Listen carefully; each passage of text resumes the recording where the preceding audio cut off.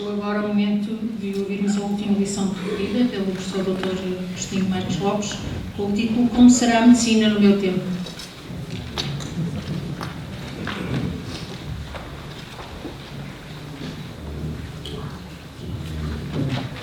Me imaginam, eu já falei nesta sala vezes sem conta, mas nunca com uma carga de hoje. Quer dizer, depois destas apresentações, eu de vez em quando consegui rever-me no que diziam. Na maior parte das vezes não consegui. Falaram de outra pessoa que não eu. Mas deixa-me aqui uma carga terrível e leva às expectativas, e eu começo por aí, não tenham ilusões. Além disso, se custar muito suportar-me durante uns breves minutos, acreditem que é mesmo a última lição. Não há mais, não tem mais que aturar. Senhor Reitor da Universidade do Porto, Senhor Diretor da Faculdade de Medicina da Universidade do Porto, Senhor Diretor do Hospital São João, Senhor Diretor do Departamento de Medicina, Senhora Secretária de Estado da Saúde, Senhora Presidente da Câmara Municipal do Marco de Canaveses, eu pensei muitas vezes em não fazer esta lição e andei a dizer sistematicamente que nunca a faria. E tenho confessado que alguém impor-se nesta sala a fazer uma última lição não deixa de ter um toque de arrogância, que francamente me repugnava. Acabei por ceder porque é um protocolo, enfim, é um ritual corrente, e porque é uma oportunidade soberana de trazer à sala um enorme agradecimento. Um agradecimento a todas as pessoas que estão aqui, em graus diferentes, mas a todas as pessoas que estão aqui, e através das pessoas que aqui estão, a muitíssimas outras, porque a vida, qualquer percurso que se faz na vida, é construída sobre imensa colaboração, imensa dádiva, imensa recepção. E eu, que chego aos 70 anos, e tenho a impressão de que tive uma vida muito feliz, até este momento, devo em grande parte às pessoas que partilharam o percurso comigo.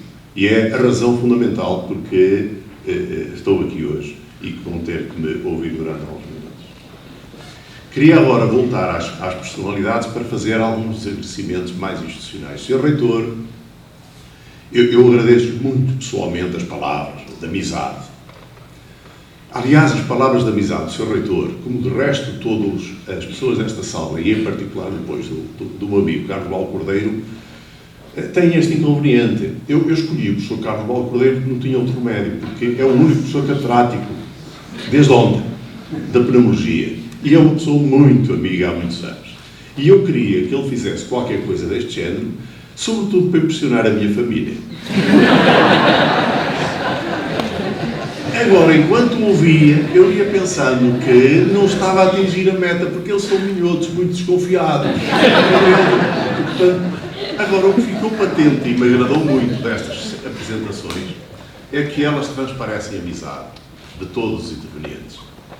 E mostrar à minha família que, no meu percurso, construí amizades também.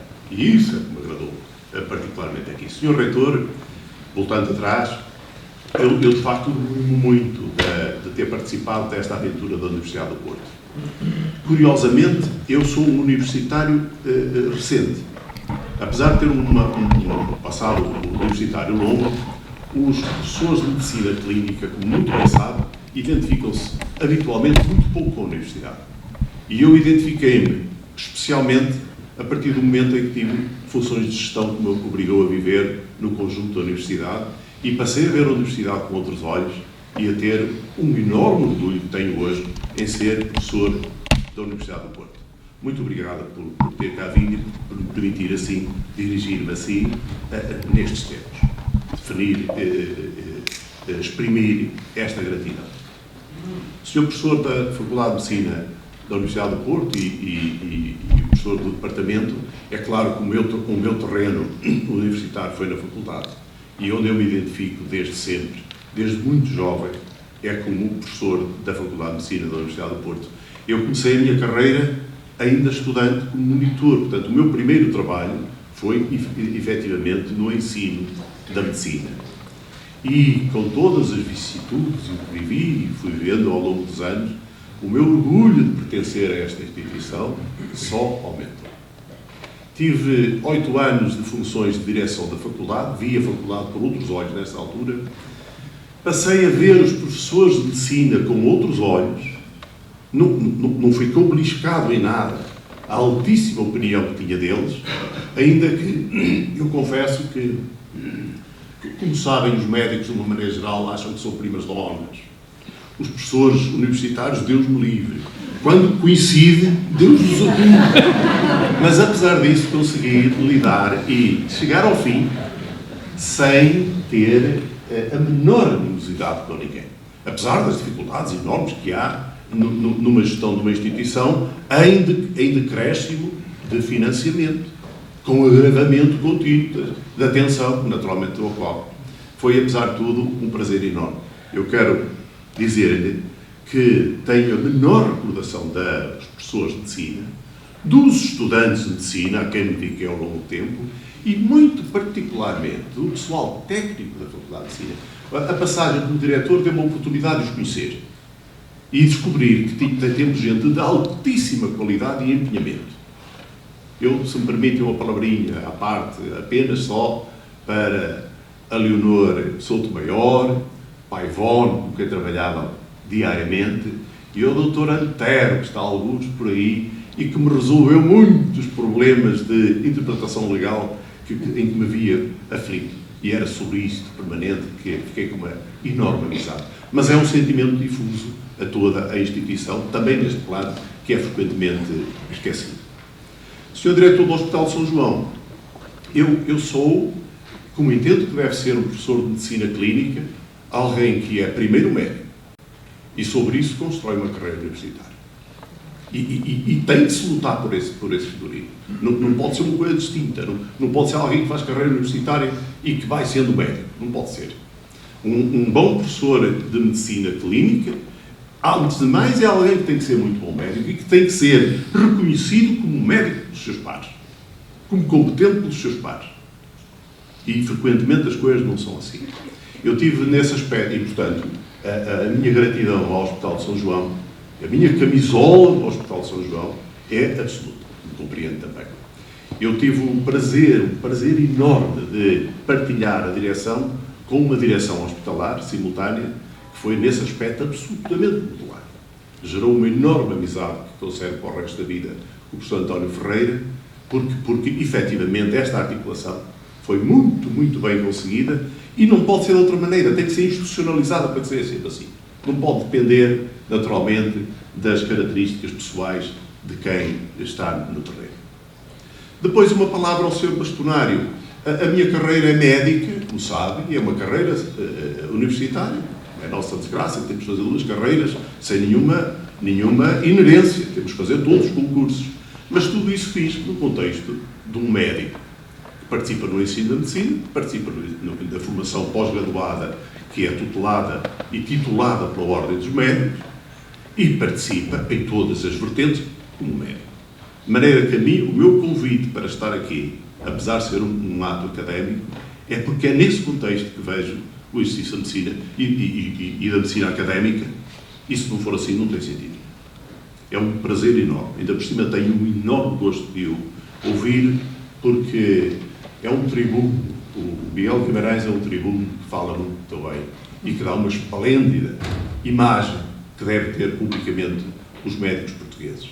Eu tenho por si uma enorme consideração, como sabe. Queria ainda estender estas palavras iniciais a mais 2 ou 3 pessoas. Primeiro, José Carlos Marcos Santos, o meu reitor, porque foi reitor durante o tempo em que eu fui diretor da faculdade. E eu tinha seriíssimas reservas sobre se valia a pena dedicar mais gestão universitária, porque eu não acredito nada no modelo de gestão que a universidade tem. E fui encontrar logo um reitor que lutou denodadamente para mudar a estrutura de gestão da universidade, a organização da universidade, de maneira a torná-la capaz de ter reitor com objetivo e condições concretas para construir uma estratégia. E eu entusiasmou-me porque eu concordava, como sabe, consigo completamente. O professor Marcos Santos falhou em toda a coisa. Falhou logo no Conselho Geral que o elegeu, tendo apresentado na candidatura os seus objetivos. Falhou logo aí. E depois falhou perante a resistência passiva de toda a universidade. O seu fracasso é mais uma razão da minha admiração. Porque alguém é capaz de lutar contra um muro, mesmo que o muro não ceda. E um dia vence, não o meu amigo, porque é a mudança que o senhor quer para a Universidade do Porto e para as universidades portuguesas e do sul da Europa em geral, são imprescindíveis para que a universidade cumpra o seu papel, que atualmente não cumpre. Cumpre muitos papéis novos, mas não cumpre o seu papel fundamental. De maneira que eu acredito, professor Marcos Santos, como sabe, o senhor está farto de saber que eu sou um admirador seu e sou. Para além destes aspectos, pelo aspecto humano, pela delicadeza, pela cortesia, pela palavra amada, eu tenho por si uma enorme admiração. Marcou-me. Queria uma palavra mais curta para o professor Sebastião Feio de Azevedo. Ainda foi meu reitor durante um tempo, mas foi sobretudo meu companheiro de direção, que era diretor da Faculdade de Engenharia da Universidade do Porto, quando era diretor da faculdade, e ficámos com uma amizade sólida também. Tenho muita admiração pela sua postura, pela sua elegância. Com franqueza, vejo em si um universitário. Queria ainda 2 ou 3 pessoas, 3, da Faculdade de Medicina do Porto, que para mim são incontornáveis, tenho de citar. Uma é o professor Walter Oswaldo. O professor Walter Oswaldo é verdadeiramente um símbolo. E esta faculdade bem se pode, como objetivo máximo, rever no professor Walter Oswaldo. O professor Walter Oswaldo, professor de farmacologia, não tanto da minha área clínica, e depois fez uma carreira brilhante, com a investigação numa altura em que quase não se investigava em Portugal, era um grupo que tinha investigação já de qualidade, mas depois da sua reforma há mais de 20 anos, continuou a ser um universitário de eleição, como é hoje, a intervir na vida pública do país, em questões fundamentais e até frequentemente fraturantes, com uma voz serena, como sempre faz, e com uma visão certa. Eu tenho uma admiração enorme, Sr. Professor. Tenho gratidão, porque o senhor ajudou muitas vezes e nem deu conta. Eu lembro que quando quis fazer a agregação, tive dificuldades para falar consigo, e com aquela sua serenidade, o senhor sentado, se dava 2 conselhos, a gente saía gratificado. Mas deu-me muitas vezes pequenos conselhos, de uma importância enorme para mim, e provavelmente importância nenhuma para si. O que faz com que o meu amigo, nesta altura, é capaz de estar espantado por eu estar a dizer estas palavras, que são sinceras, mas só mostram a sua grandeza. Não precisava de exprimir coisa nenhuma, porque era de uma bondade extrema, de um acerto extremo, e ajudou muitas pessoas desta sala. Muitas. A segunda é o professor Olívio Guerra. O professor Olívio Guerra é outra coisa. Eu conheço também, quando cheguei cá, um dos meus velhos professores. Era um turbilhão. Era um homem que a gente via sempre a mexer, era difícil até falar com ele, porque ele falava muito difícil, queria. Mas a dada altura foi nomeado diretor do Hospital São João nos anos 80, no fim dos anos 80. E fez uma equipa. E teve a bondade de me convidar para ser adjunto, com uma equipa de adjuntos. E estive lá algum tempo. Eu, na altura, era um jovem doutorado, com muito pouca experiência, e, portanto, o meu contributo não teve a menor importância. Mas para mim teve. Porque conheci um homem de uma entrega absoluta à causa pública. Numa altura em que o Hospital de São João tinha muito má reputação e havia a ideia generalizada de que não valia a pena investir no Hospital de São João, era perdido. E ele arrojou contra tudo, contra todos, com uma dose de trabalho diário tão grande que saíam papéis todos os dias. Quem se lembra dessa altura, lembra-se bem, chamavam-se esses papéis leviandade. Era assim isso? E por azar chamavam-se aos seus colaboradores, como eu, os levianos. Mas, mais uma vez, o professor Levi não chegou a grandes transformações do hospital.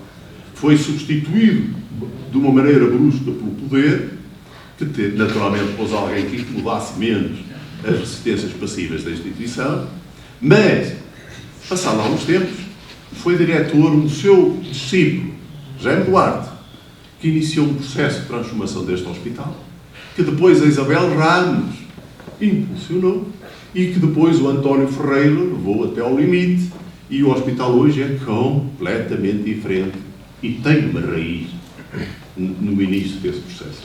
Eu tenho por si, como sabe, hoje uma grande amizade, temos contacto pessoal enorme, porque o senhor fez um enorme papel.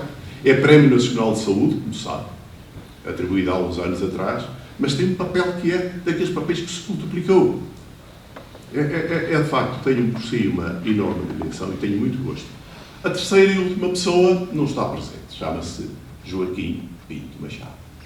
É incontornável. Eu trabalhei com ele em todos os conselhos diretivos que ele presidiu. Foi meu diretor na anatomia, eu comecei pela anatomia na Noite dos Tempos, e era aquele homem sereno que as pessoas que privaram com ele conhecem. Era um homem caloroso, eu gostava muito nos dias da faculdade, quando tinha que falar nesta sala, nunca aqui, era sempre daquele lado, e ele costumava estar sentado ali mais ou menos onde está o António Moraes. Muito atento ao que se dizia, naturalmente, e depois tinha uma palavra amável, desculpava qualquer lapso que a gente dissesse. Era um homem que me marcou extremamente. Eu o acompanhei durante a vida toda, porque a dada altura ele era uma grande figura, como sabem. Depois de chegar de Macau, onde foi governador, organizou um curso de medicina de Braga, e eu fiz parte dessa equipa com outros, e tenho muito orgulho de ter participado nessa aventura. Mas tenho por ele, é das pessoas do passado de quem tenho, francamente, uma fortíssima ligação afetiva que nunca se apagou. Pinto Machado. O tema desta aula, se fosse uma aula, era como será a medicina no meu tempo. Tem ali, não tem ali porque não está projetado, nem há que projetar porque eu não vou mostrar slides, mas tem aí uma contradição óbvia. O meu tempo é passado e o será é futuro. Mas também é o que acontece sempre. Não há ninguém que não fale, que seja convidado a falar do futuro, que não fale é do passado. É mais fácil de prever o passado. O meu ponto de vista é que não é previsível o futuro. E, portanto, não dá para fazer uma exposição destas que não seja muito pateta. A vontade de prever o futuro é qualquer coisa que a humanidade transporta desde a antiguidade. Enriqueceu os oráculos gregos. E até havia a ilusão de prever o futuro e influenciar o futuro. Nos oráculos, quanto maior fosse a dádiva, mais favorável era o futuro que se previa. E não havia, por exemplo, campanha militar romana que não levasse alguns para ver se o dia seguinte em que se ia fazer a batalha era favorável ou não era favorável. Apesar de ser mais que óbvio que o futuro não é previsível, a humanidade andou sempre atrás dele. E na atualidade, nós vivemos com a ideia de que o futuro é previsível na mesma. Com uma marca mais. Acreditamos que ele é ascendente, que a história tem um vetor. É um conceito tipicamente ocidental. É pacífico. Há uma crise económica, mas a gente sabe que um dia ela melhora e a gente pode dizer. E isto é completamente empírico e por demonstrar. E do meu ponto de vista, não tem mesmo fundamento. Mas não é que eu tenho cismado muitas vezes de onde é que nos vem esta ilusão de que o futuro há de ser melhor. E há de caminhar para uma manhã que canta, como pensavam os comunistas do século passado. Eu tenho pensado que há 3 razões e uma cruza-se com a exposição que quero fazer. A primeira percebe-se muito bem, a mais antiga. Imaginem que em vez de estarmos na aula magna na Faculdade de Medicina, estamos numa academia grega, mas no século III depois de Cristo. Como sabem, a elite romana continuou a mandar os seus filhos estudar em Atenas, muito depois de ter caído a civilização grega. E lá estudavam a história e as humanidades à altura com grande relevo. E sabiam, nessa altura, século III, não é por acaso, que no Iraque atual tinha havido, 3.000 anos antes, uma grande civilização, os sumérios, que inventaram a escrita, que foi pujante e que se extinguiu. E que depois, no mesmo sítio, passado algum tempo, um povo árabe que ocupou a região de uma cidade que lhes deu um nome, Acádios, criaram uma civilização empolgante, de que faz parte o Código de Hammurabi, o mesmo tipo de escrita, e tinha-se extinguido completo. E depois, se quiser, isto não tem fim, porque depois os assírios na mesma região, e depois dos assírios, os caldeus na mesma região, civilizações que duraram muito tempo, os seus contemporâneos pensaram que estavam a viver um mundo que não tinha fim, e extinguiu-se. Até os persas acabarem de vez com esse tipo de ilusão na região. Também sabiam que no Egito tinha havido uma civilização que já se tinha extinguido também, mas que tinha durado, com o escrito, 3.000 anos. E sem escrita, se calhar, mais 2 ou 3. E extinguiu-se nas areias do céu. Morreu. Acabou. As crenças de todos aqueles milhões de pessoas sobre o futuro não tiveram consequência. Acabou. No século III, estes jovens sabiam que estavam a viver o colapso do Império Romano. Em Roma, estava-se a perder a população. Os velhos valores pagãos que tinham estruturado a República Romana estavam completamente degradados por múltiplas regiões que chegavam de todos os cantos do Império. E nas fronteiras do Império estavam a perder território sobre território. Perderam a Inglaterra, perderam grandes faixas junto do Reino e do Danúbio aqui no Ocidente, e com os persas tiveram sucessivas derrotas e perdas territoriais. E já agora, para concluir o quadro, os imperadores deste século, depois do primeiro que morreu na cana, Cómodo, e o último que restaurou o Império Diocleciano, quase todos morreram de homicídio. Portanto, uma instabilidade política total. A ideia é que estava a acabar. E bem, curiosamente, estava a nascer, numa dessas regiões, havia um pequeno grupo de imigrantes que tinha vindo de Israel e que estava a fazer a apologia de uma religião que passava completamente despercebida ainda, porque era nas camadas mais baixas da sociedade, que não tem expressão, nunca tem expressão, o que acontece aí, que acreditava que os deuses tinham criado o homem como um objetivo a longo prazo. E, portanto, para esses, a história tinha um sentido e um vetor. Essa religião, começada no século seguinte, dominou o Império, acabou com os valores romanos todos. É um assunto extremamente turbulento, mas veio a ser a matriz da Europa. E, portanto, esta crença vem daí em primeiro lugar. Mas há 3. 1000 anos depois, com as descobertas portuguesas, o Renascimento italiano, na mesma altura, mas sobretudo com a reforma religiosa, foi possível haver grandes comunidades na Europa que se libertaram do dogmatismo da Igreja e passaram a olhar para os astros e a tentar interpretá-los fora do contexto da Bíblia. Também ficaram a saber que o mundo era bem diferente do que Ptolomeu tinha descrito muitos anos antes. E começaram as ciências a nascer. As ciências, é o ciclo em que estamos hoje, 500 anos. As ciências têm um papel terrível a mudar o mundo, porque todos sabem, nesta sala, vezes se encontra nos nossos doutoramentos, que a ciência experimental nasce de uma pergunta, organiza-se a resposta por meios metodologicamente corretos e obtém-se, quando se obtém, uma resposta. E muitas mais perguntas, sempre. Portanto, o próprio dinamismo da ciência não para nunca mais de se desenvolver. E quando a ciência passou a ter aplicação tecnológica, a própria tecnologia põe questões e obriga à procura de mais ciência. E o processo não parou mais até agora. Mesmo com as guerras europeias, o que acontecia era deslocar este movimento para as questões da guerra, mas o processo continuava porque era necessário. E estamos aí. De maneira que temos a ideia, quando olhamos para a nossa vida e vemos o progresso que tem havido nos nossos tempos, bom, isto é imparável, vai sempre por aí à frente. Isto é de tal maneira assim que há 100 anos, quando o materialismo dialético se começou a impor e as experiências da Guerra Civil da França dos anos 50, do século XIX, e depois a experiência russa, a doutrina, que era uma doutrina sem religião, excluía a religião, tinha já imbuído sentimentos religiosos espantosos. E acreditavam vivamente que, montado o socialismo, se caminharia para uma sociedade justa, próspera e igualitária, o comunismo, as tais manhãs que cantam, sonhavam. Porque isto já tinha chegado tão longe que a crença de que há futuro e futuro ascendente se mantinha. Agora, o terceiro pilar é mais óbvio e é da vossa experiência. Reparem que eu nasci em 49, estamos em 2019.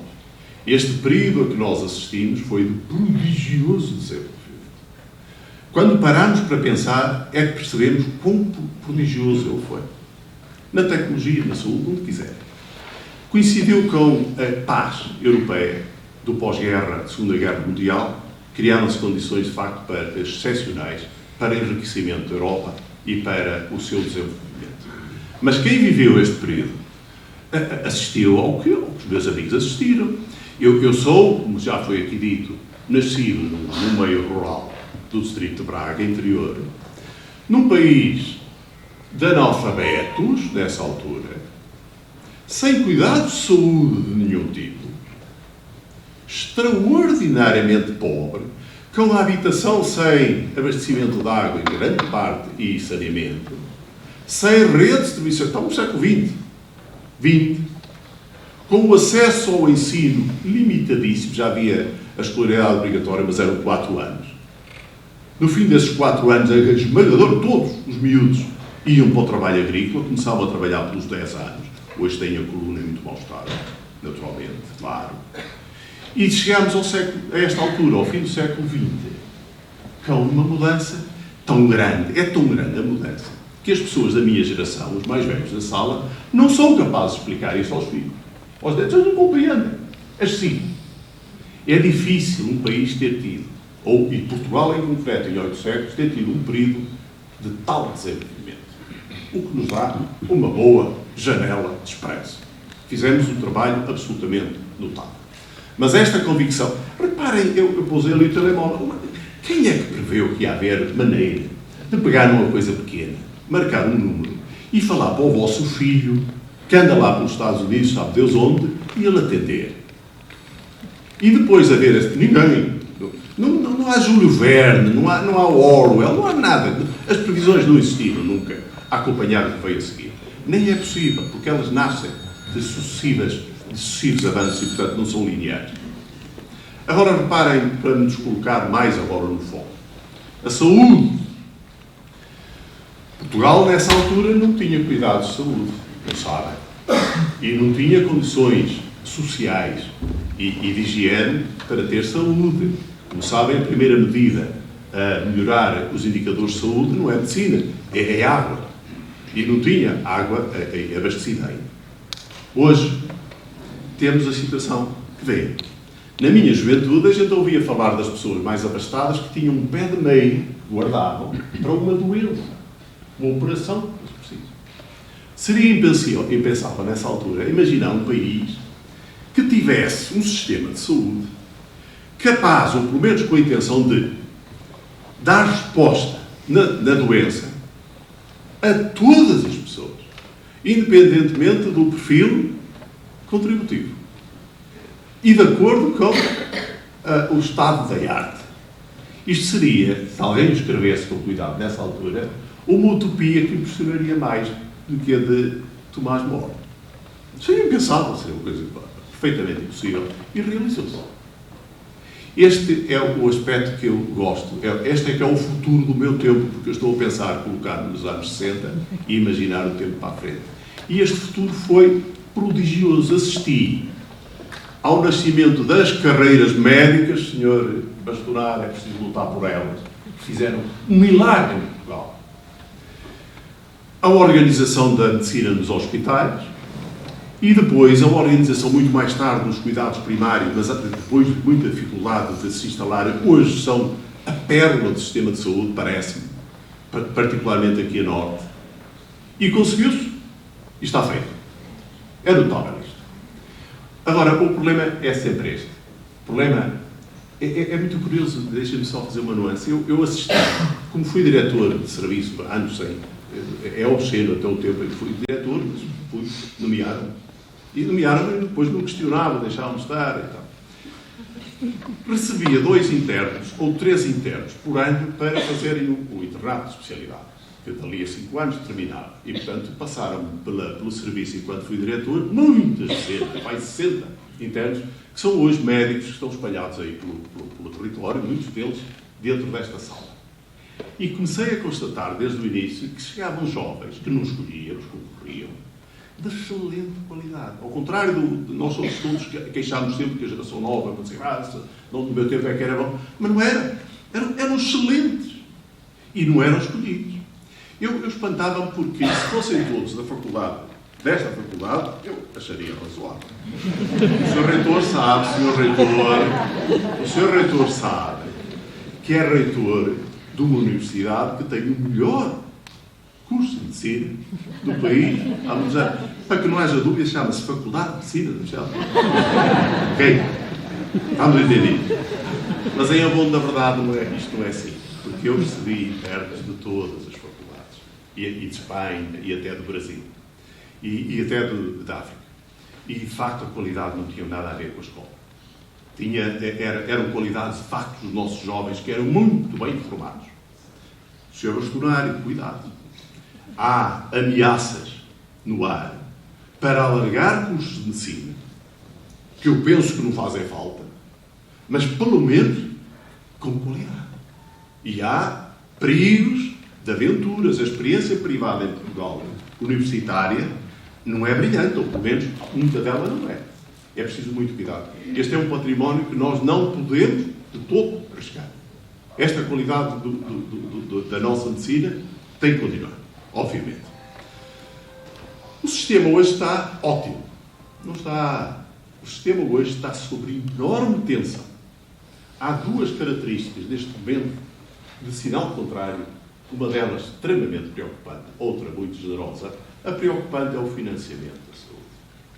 E o financiamento da saúde, o subfinanciamento da saúde, está para ficar. Não depende da boa vontade da Sra. Secretária de Estado. Reparem nisto, os serviços de saúde da Europa foram organizados à medida que as sociedades enriqueceram. E houve excedentes financeiros para programas sociais, nomeadamente na saúde. Começaram no século XIX e foram-se construindo. Portugal não foi assim. Portugal foi só nos anos 80 que um governo resolveu fazer um Serviço Nacional de Saúde. E fê-lo sem dinheiro. Foi no período em que houve duas intervenções do Fundo Monetário Internacional. O seu criador, António Arnaud, recentemente morto, e que é um homem absolutamente fundamental da nossa cultura, deve ficar num panteão. Mas ele próprio disse, e a mim mesmo, que quando criou o serviço, o criou sem preocupações com o dinheiro. O país precisa, o serviço faz-se, o dinheiro aparecerá. Porque dizia ele não era tolo, como é bom de ver, é que se não fosse assim não o criava. Ora, mas isto é um mau começo, do ponto de vista de gestão, como é bom de ver. E o que aconteceu é que foi possível criá-lo à custa da dívida pública. E a dívida pública atingiu o teto que tem e hoje não é possível aumentar. Já não nos deixam. De maneira que hoje não há onde ir buscar mais dinheiro. Também não podem buscar as senhores secretários de Estado aos outros ministérios, que eles não deixam, e estão em carência também. O que significa que o dinheiro, eram precisos aí 11 mil milhões, creio eu, para a minha cabeça, e não há esse dinheiro para o Ministério. De maneira que o que está a acontecer já há muito tempo é que o subfinanciado não está a cumprir as metas.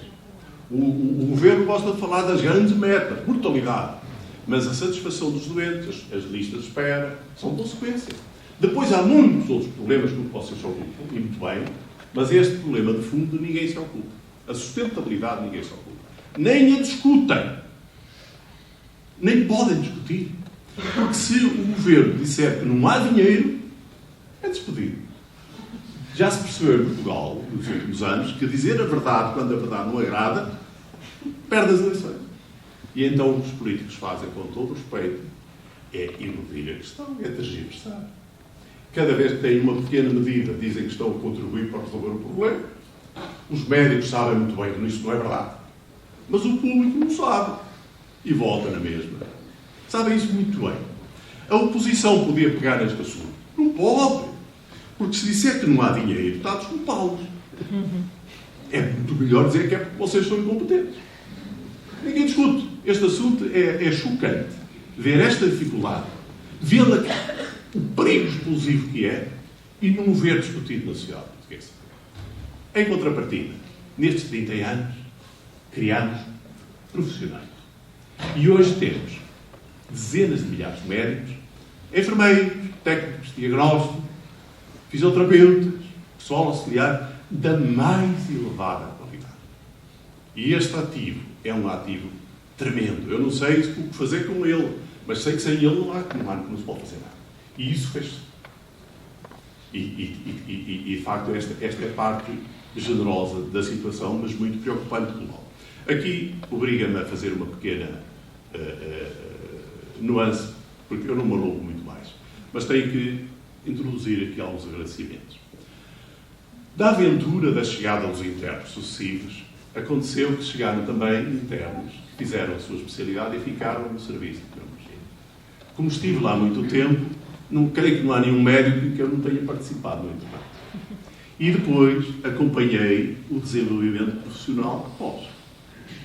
E o resultado global, mérito deles, obviamente, é absolutamente brilhante.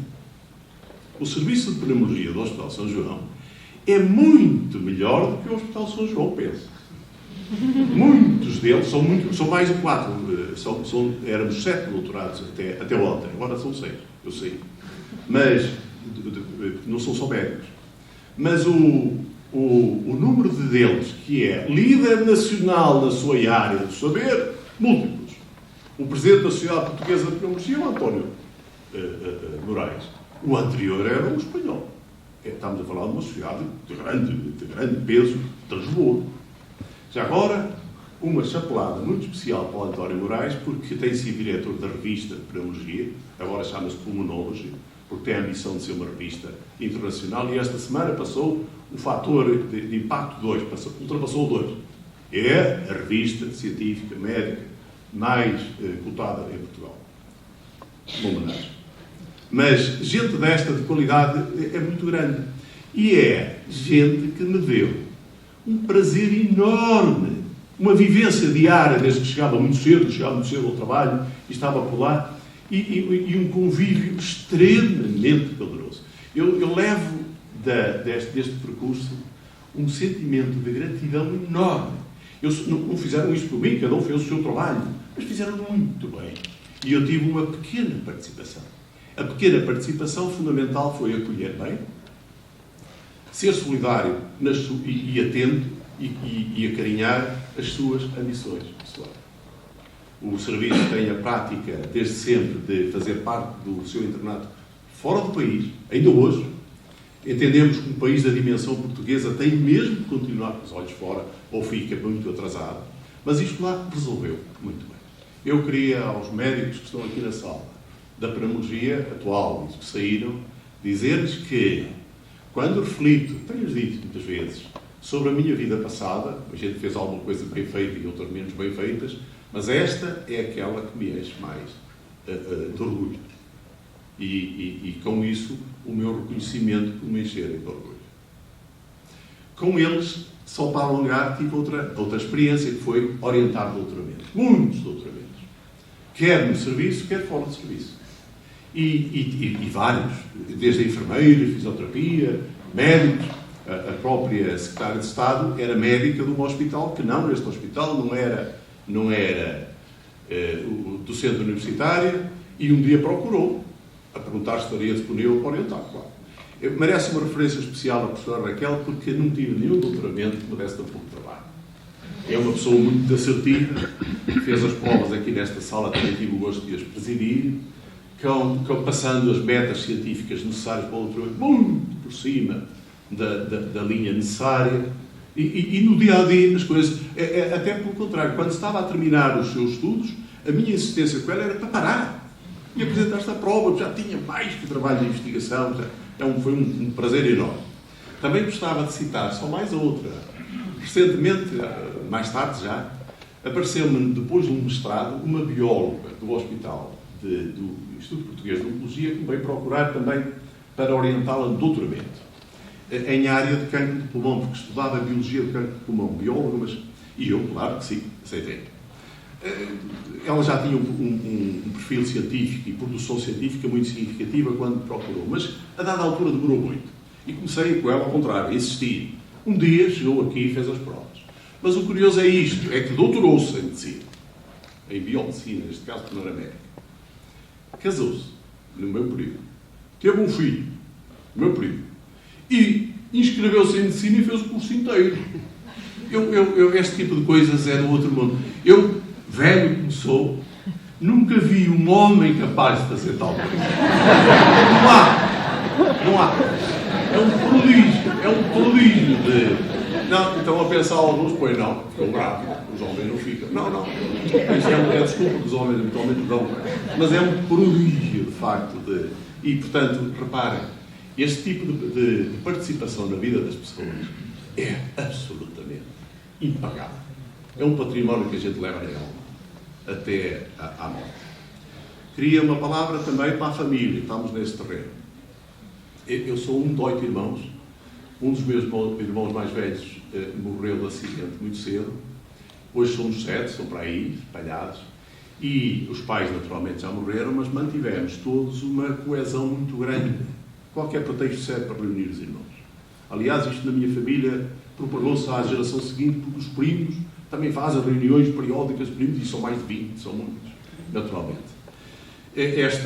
A família, para mim, foi um suporte fundamental para a vida. Compreende? Ter um suporte deste género, uma coisa difusa, que a gente não recorre, mas sabe que está lá para o caso apreciado.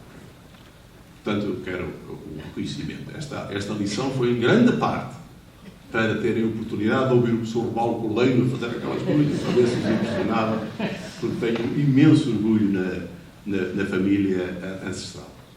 Depois tenho os filhos, naturalmente. Os filhos são especiais, os meus, são os vossos, mas são os meus. É bom de ver. Eu tenho 2 filhos, o filho é bioquímico da Faculdade de Químicas e Ciências, formou-se aqui e depois doutorou-se aqui na Faculdade de Medicina da Universidade de Porto em 2011. A filha afastou-se ainda mais do percurso dos pais, ambos médicos, e estudou Direito, é magistrada social, é uma meritíssima juíza. Muito bem. Mas, para além disso, são pessoas excelentes e íntegras, que me enchem também a alma, são para aquela coisa muito boa. Eu tenho imenso orgulho neles, nos seus cônjuges atuais, naturalmente, nos netos, filhos da filha. Tive também a experiência de ter 2 enteados que são pessoas do coração também. Mas isto leva-me a agradecer também, em especial, à mãe dos filhos, porque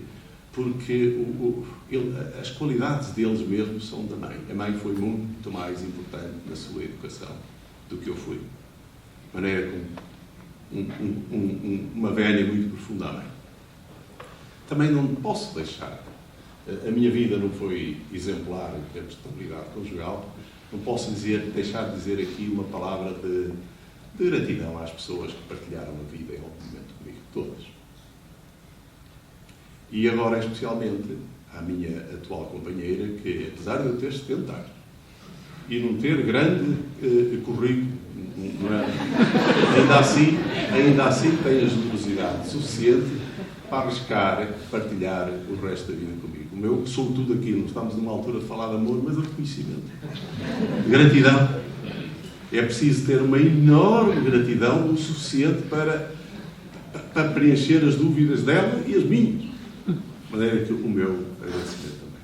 O terceiro é os doentes. Esta parte é difícil. Eu compreendo, isto tem que ser bem medido. Os doentes é uma figura de estilo. Nós, habitualmente, dizemos doentes, importantes, naturalmente, porque isto é uma escola médica e tal. Mas com os doentes a gente aprende muito. Na área de especialidade a que me dediquei, nós assistimos muito a doença grave e ao deslizar para a morte de muitos doentes. E aprendemos muitas coisas que não nos ensinaram e que contradizem completamente aquilo que nos vão referindo, nomeadamente sobre a morte.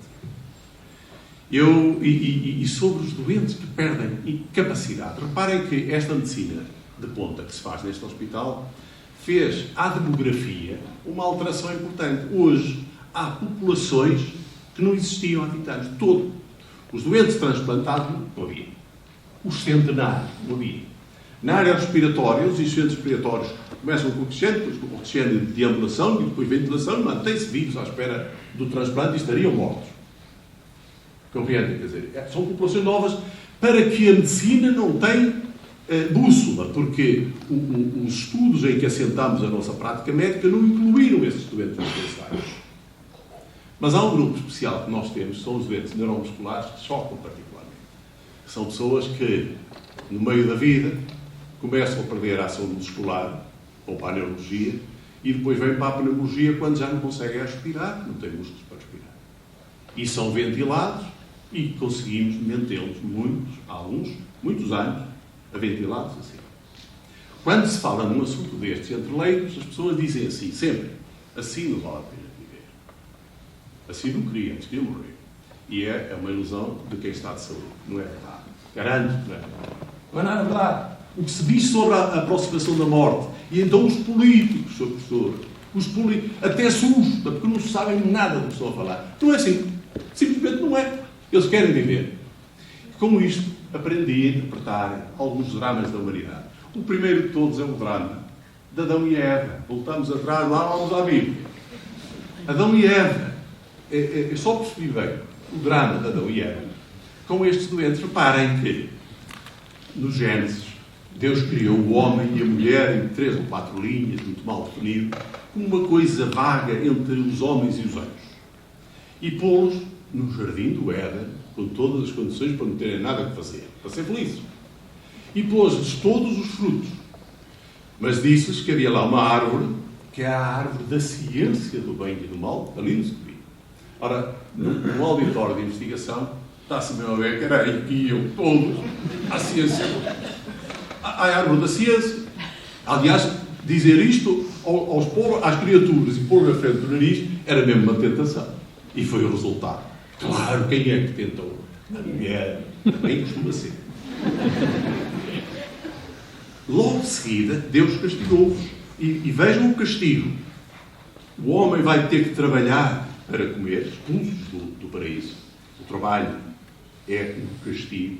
Eu estou a reformar. Já agora, o trabalho, a nossa palavra trabalho, é de uma palavra latina, tripalium, quer dizer, era um instrumento de tortura. Mas eu estou a ficar jubilado. Trabalhar. De manhã à noite e tal. A mulher aumentava-lhe as dores do parto. Não nasceram aí, ela já tinha, os vistos. Aumentava.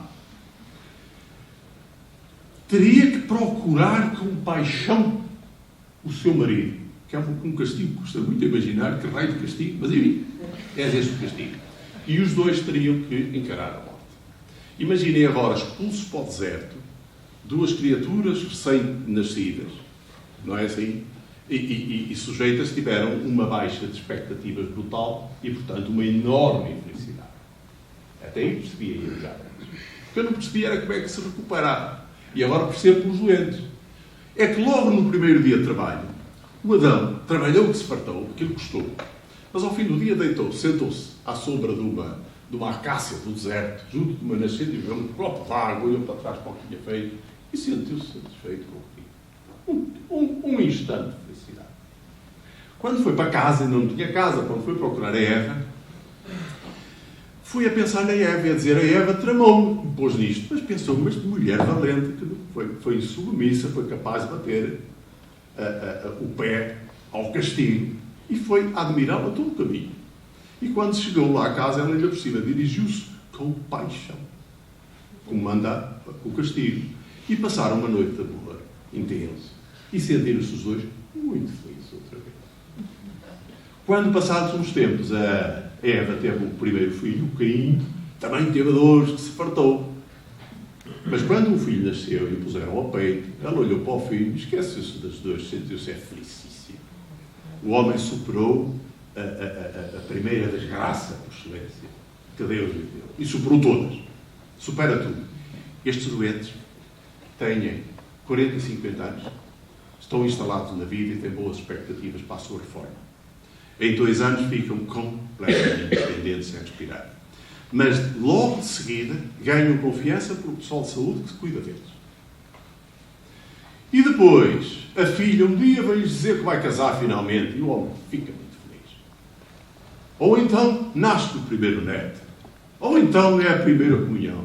Ou então o que quiserem. E estas pessoas têm momentos de felicidade, que é exatamente o que nós todos temos. Percebi a Bíblia um bocado melhor com este texto. E mantém-se pessoas absolutamente com a mesma dignidade que tem qualquer outra pessoa. É muito, muito, muito rica a medicina a ensinar-nos coisas. Agora, para terminar, 2 notas. Primeira é esta. Passado, futuro, formei-me, como foi dito, terminei aqui o curso em 73. E a pergunta óbvia é assim. Tudo mudou. Não teve nada a ver o percurso seguinte com o curso que me ensinaram cá. O curso foi bom, valeu a pena. A resposta imediata, qualquer pessoa, não. Porque os professores não acertaram uma, foi tudo diferente. Mas depois a gente pensa, bom, mas tudo mudou, não tinham muito como, e desculpámos os seus professores. Mas depois, quando pensamos que o meu curso eram 100 e tal pessoas, e os cursos mais velhos e mais novos, do mesmo coorte, acompanharam o desenvolvimento da medicina, protagonizaram esse desenvolvimento, foram atores vivos, foram capazes de fazer isto. Não, a resposta é outra. Foi muito bom. Compreendem? A Faculdade de Medicina da Universidade de Porto tinha 150 anos, muita experiência de formar médicos, e formou muito bem. Hoje é tudo diferente, mas muito bem. Esta é a primeira nota. Eu não tenho nenhuma reserva em relação ao curso aqui. Claro, não tem nada a ver, hoje é muito melhor. Claro, foi perfeitamente satisfatório para me preparar para os anos seguintes. E agora uma palavra sobre o futuro. Como já disse, eu não sou capaz de fazer cenários de futuro. Ninguém é. E quando a gente lê qualquer coisa a fazer um cenário, é melhor não ler ou rir-se de quem escreveu. Em todo caso, há mudanças que estão em curso e a gente prevê, é fácil, ver o desenvolvimento dessas mudanças. Por exemplo, as doenças crónicas estão a ser muito bem controladas em muitas áreas. Metabólicas, cardiovasculares, com resultados enormes na mortalidade. Infelizmente, no aparelho respiratório, nem tanto.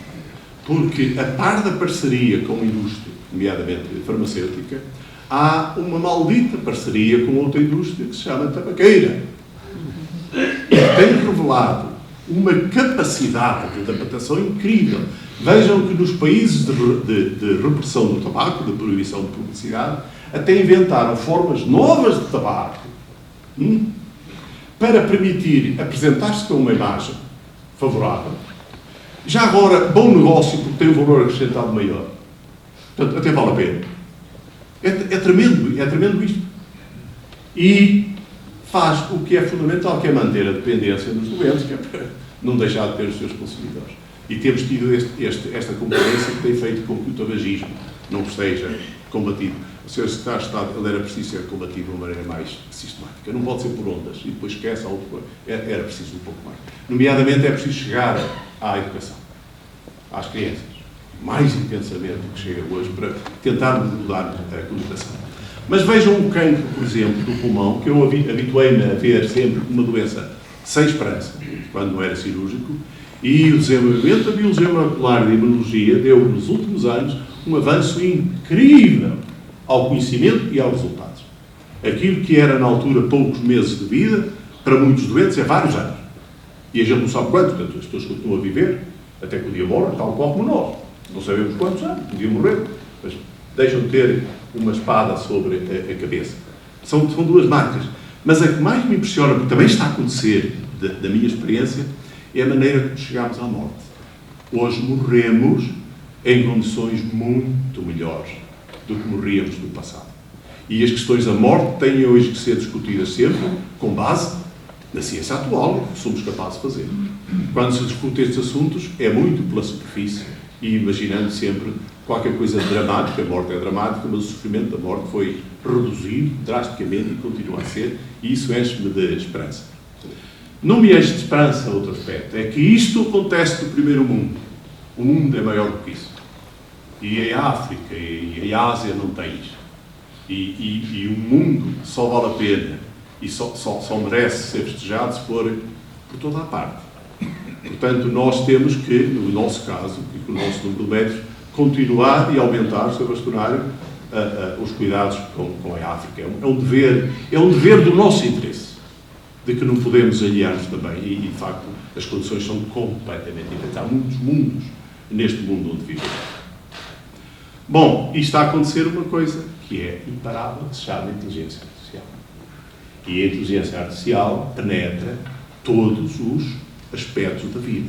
E, como tal, penetra e tem uma dinâmica própria. Ela própria catapulta-se, como aconteceu com a ciência, no ciclo da ciência.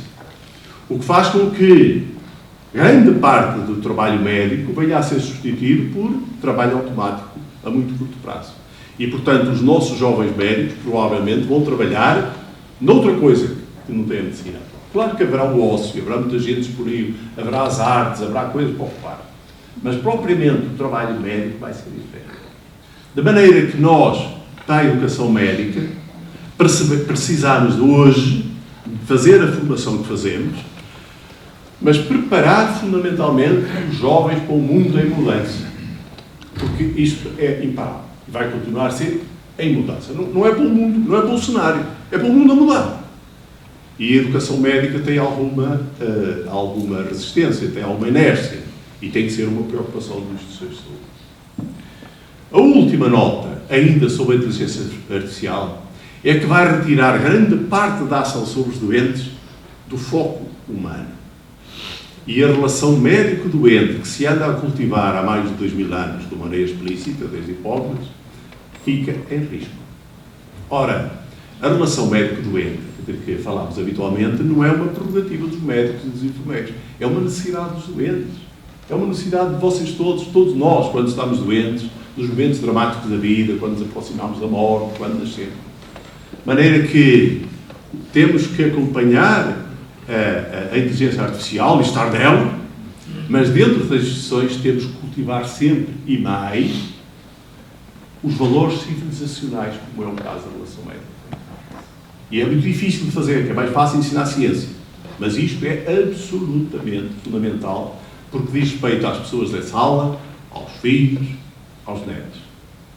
E, para terminar, eu chamo a nota, o Sr. Bastonário sabe que a Ordem dos Médicos Espanhola, e agora a portuguesa com ele, está a fazer uma candidatura da relação médico-doente a património imaterial da humanidade. E bem, porque é uma coisa parecida com a presunção de inocência do direito.